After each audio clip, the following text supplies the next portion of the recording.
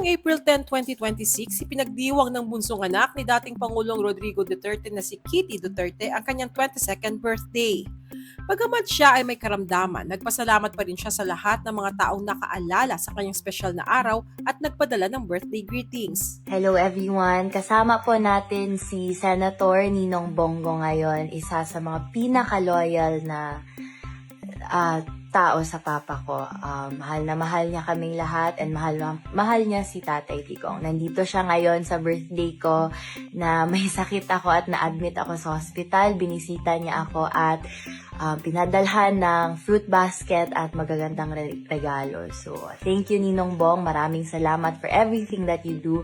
Thank you for being like a second papa to me and thank you for your loyalty. May God bless you, may God keep you, and more power to you. Gayunpaman, bukod sa kaliwat kanang pagbati, umani rin ng samot-saring komento ang kasalukuyang itsura ni Kitty.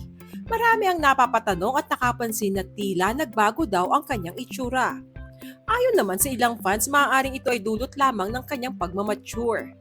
Sa kabila nito, bumilib pa rin ang maraming netizens kay Kitty dahil kahit anak siya ng dating Pangulo, nagsusumika pa rin siyang maghanap buhay sa pamamagitan ng pagnenegosyo at pagiging brand endorser.